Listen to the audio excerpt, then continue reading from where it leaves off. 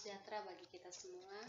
Dalam kesempatan ini, saya Agnesia Karnita Mahulai, mahasiswa YKN Tarutung, semester 2, grup E dengan NIM 2101-182 dengan mata kuliah Teori Belajar dengan dosen pengampu Bapak Dr. Baginda Sitompul MPDK.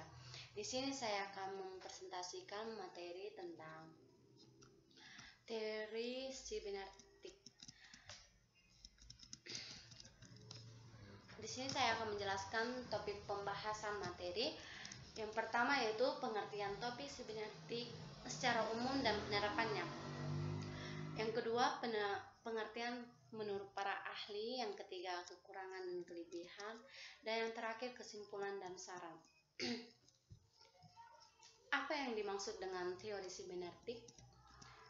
Secara umum, teori belajar sibernetik merupakan perkembangan dari teori belajar kognitif yang menekankan peristiwa belajar sebagai proses internal yang tidak dapat diamati secara langsung dan terjadinya perubahan kemampuan yang terikat pada situasi tertentu.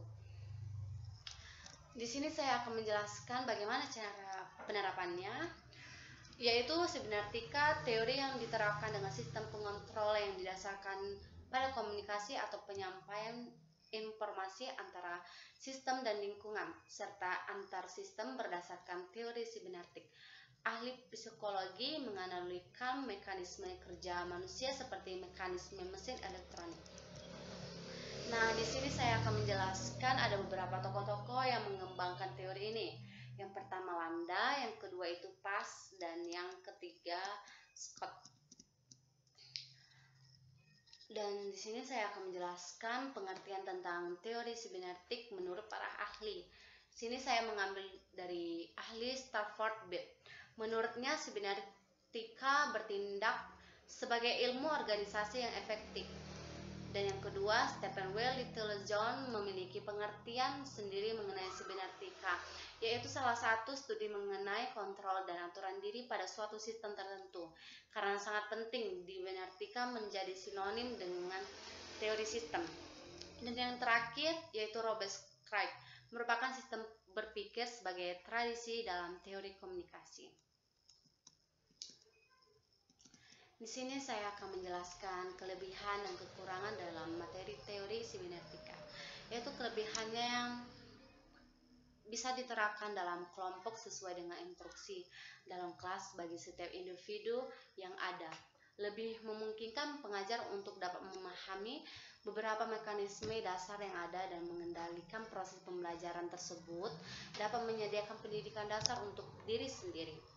Di sini juga ada kekurangannya, yaitu ada kekurangan yang dimiliki teori belajar sibernetika ini, yaitu memang sulit untuk diterapkan atau diaplikasikan dalam suatu proses pembelajaran karena pembahasan proses belajarnya tidak secara langsung dilakukan atau secara dengan berbagai cara lain.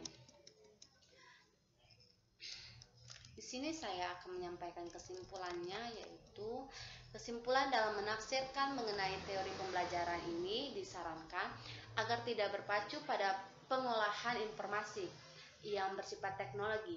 Namun yang dipacu di sini adalah pengolahan informasi yang ada pada otak. Diharapkan pula dalam memahami suatu pembelajaran kiranya tidak berpacu pada suatu teori saja, karena masih banyak teori lain yang juga saling berkaitan dengan bisa melengkapi materi ini. Dengan harapan yang saya sampaikan kepada teman-teman, supaya teman-teman bisa memahami dengan baik dan teman-teman bisa mengaplikasikan teori tersebut dalam proses pengajar atau pembelajaran. Saya juga mengucapkan terima kasih kepada saudara-saudari yang sudah menyimak video ini. Kiranya jika ada kata-kata saya yang kurang berkenan, dimohon maafkan. Sekian dan terima kasih.